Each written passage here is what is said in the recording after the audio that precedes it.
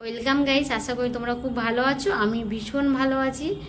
আমার এই ছোট্ট চ্যানেলে সবাইকে স্বাগত। কাজলে ঝাল ভিলেজ ফুটেজ কিচেনে সবাইকে স্বাগত। আর একটা নতুন রেসিপি নিয়ে আবার আমি আপনাদের সামনে চলে এসেছি। দেখো, এখানে আমি 250 থেকে 300 চিংড়ি মাছ বাজার থেকে নিয়ে এসেছি। এটাকে আমি কেটে একদম পরিষ্কার করে নিলাম। এবারে আমি মানে এটা অন্যরকম একটা মানে মানে এটা দেশের পাড়া গাছ দেশের রান্না আমি আপনাদের সামনে দেখাতে নিয়ে এসেছি। আর এইটা আমার খুব ফেভারিট, মানে আমি এটা খুব ভালোবাসি খেতে। এটা হচ্ছে শাপলা। এটা হচ্ছে দেশের পুকুরের দিকে হয়, ঠিক যেরকম পদ্ম ফুলের মতন ফুলগুলো হয়। আর এটা না খেতে খুব ভালো হয়, দেশের লোক তো প্রচুর খায়, আর আমার তো একদম খুব ভালো লাগে। আর যারা এটা জানো মানে এটা কি শাপলা কি, যারা খেয়েছো তারা অবশ্যই আমাকে কমেন্ট করে জানাবে যে কেমন খেতে, ঠিক আছে? আর এইভাবে রান্না করে খেয়ে দেখবেন, খুব ভালো হয়। আর এইটা না আর একটা জিনিস দিয়ে, মানে দুটো জিনিস দিয়ে খুব ভালো হয়। একটা হচ্ছে দেশের করে ছোট ছোট চিংড়ি দেখেছেন, যেটা পুকুরে হয়, সেটা দিয়ে তো ভীষণ ভালো লাগে খেতে। আমি ওইটা দিয়ে বেশি খেতে ভালোবাসি, কিন্তু এখন তো ওই চিংড়ি মাছ এখানে পাবো না। আর এক হচ্ছে ধান ভাঙানে বা পুকুরে তো ছোট ছোট তেলে কাঁকড়া হয়, ওই কাঁকড়া দিয়েই এগুলো খুব ভালো হয়। তা আমি যদি বাড়িতে যাই বা এই সিজনে টাইম মানে এখন যখন আমি যখন ছুটি পাবো, যখন বাড়িতে যাব তখন তোমাদেরকে আমি দেখাবো যে কিভাবে কাঁকড়া দিয়ে রান্না করে বা কিভাবে ওই চিংড়ি দিয়ে চিংড়ি মাছ দিয়ে রান্না করে দেখাবো। এটা হচ্ছে বড় বড় চাবড়া চিংড়ি দিয়ে রান্না করব। তা আপনারা অবশ্যই আমাকে কমেন্ট করে জানাবেন যে এইটা কারা কারা খেয়েছো আর খেতে কেমন লাগে, আর আমার রান্নাটা কেমন হবে। তোমরা অবশ্যই কমেন্ট করবে। তোমাদের কমেন্টে আমার সত্যি খুব ভরসা পাই যে আমাকে ওরা কমেন্ট করছে, তাহলে আমার ভিডিওটা বোধহয় ভালো হচ্ছে, এটাই আমার থাকে। যাই হোক, সামলাটা কেটে ধুয়ে নিচ্ছি। এখানে দেখুন আধখানার বড় মানে খুব বড় পেঁয়াজ ছিল, সামান্য একটু কেটে বাদ দিচ্ছি, কারণ এখানে বেশি পেঁয়াজ ইউজ করব না। এখানে আমি রসুনটা বেশি দেবো, আর রসুনটা যত বেশি দেবেন না খুব ভালো হয় এটা খেতে, আমার খুব তো ভালো লাগে। তা যাই হোক, দেখুন আমি এখানে পেঁয়াজটা কেটে কুচিয়ে নিচ্ছি, আর এই বড় রসুনটা পুরোপুরি আমি দিয়ে দেবো। লঙ্কা বেশি দেবো না, কেননা এই রান্নাটা একজন খেতে চেয়েছে, সেটের বয়স্ক মহিলা, এর জন্য আমি দিলাম না।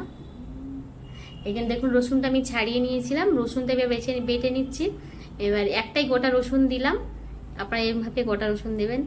আর শাপলাটা খুব কমই হয়ে গেছে, এটা একদম কচু শাকের মতন একদম কমে যায়, এই কারণে বেশ চিংড়িটাও ভালো অনেকটাই আছে, ঠিকঠাক হবে। দেখ, আদা রসুনটা আমি বেটে নিচ্ছি, রসুনটা আমার বাটা হয়ে গেছে। এবার আমি এখানে বেটে নেব একটা শুকনো লঙ্কা, আর একটু গোটা জিরে, একটু সর্ষে দিয়ে মিহি করে বেটে নেবো।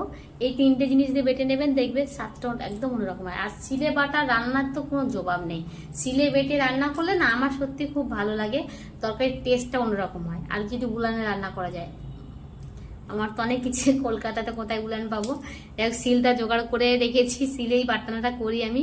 মিক্সচার মেশিনে একটু একটু সবজি এইটা একটু বাটা যায় না। দেখুন একটা একদম মিহি করে বেটে নেবো, মানে একদম মিহি করে না বাটলে, বাটনা যত মিহি করে বাটবে ততই ভালো লাগে। যাই হোক, আপনারা ভিডিওটা দেখুন। দেখুন বাটনাটা আমার হয়ে গেছে। এবার আমি এটাকে বেটে তুলে নেবো, নিয়ে আমি এবার কড়াতে টুনি, কড়াটা আমার দেখুন বাটনাটা কত সুন্দর হয়ে গেছে। বাটনাটা আমি তুলে নিচ্ছি।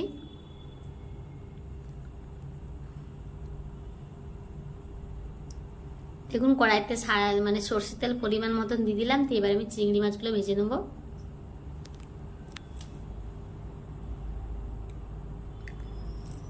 খুব তাড়াতাড়ি আমার চ্যানেলে কচুরলতির ভিডিও আসবে, মানে সব ভিডিও কালই কচুরলতির ভিডিও ছাড়বো, অবশ্যই তোমরা দেখো। চিংড়ি মাছ ভাজা হয়ে গেছে, তেলের মধ্যে 5 ফোড়ন আর রসুন দিয়ে দিচ্ছি, রসুনটাতে ভালো করে ভেজে নেবো। এটা একটু ভাজা ভাজা হয়ে গেলে তারপরে আমি এর মধ্যে পেঁয়াজ দেবো।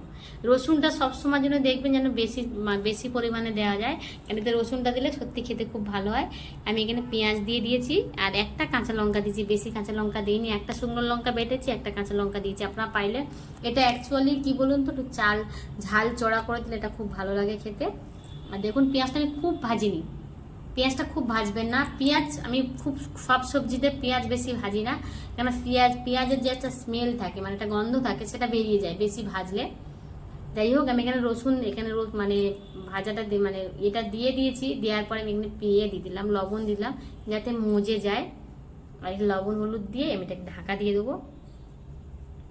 আর এখানে কিছুই পড়বে না, না জিরে না কিছু, ওই জিরে যেটুকুনি বেটেছি ওইটুকুনি, কোনো মশলা এখানে মানে দিতে লাগবে না। এবার ঢাকা দিয়ে দিচ্ছি 20-25 মিনিট পরে ঢাকনাটা আমি খুলছি, দেখুন অনেকটাই মজে গেছে। এবার আমি বাটনাটা দিয়ে দিলাম। এইবারে বাটনাটা দিয়ে কিছুক্ষণ কিন্তু এটাকে আমি ঢাকা দেবো। কড়াটা এত নড়ছে না কি বলবো। তেলের গায়ে চিংড়ি মাছগুলো দিয়ে দিচ্ছি, দেখুন চিংড়ি মাছগুলো দিয়ে দিলাম,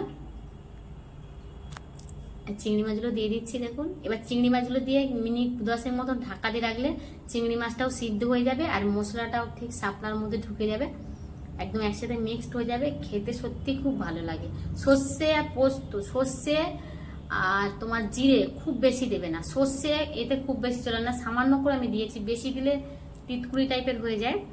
যাই হোক, আমার এই ভিডিওটা যদি আপনাদের ভালো লাগে তাহলে অবশ্যই কমেন্ট করো, লাইক করো, শেয়ার করো, চ্যানেলটাকে সাবস্ক্রাইবার করে দাও আর পাশে থাকা বেল ঘন্টা টিপে দাও যাতে নেক্সট ভিডিওগুলো তোমাদের সামনে চলে আসে। দেখুন সিদ্ধ হয়ে গেছে। তো এখনকার মতন গুড নাইট, বাই, সবাই সুস্থ।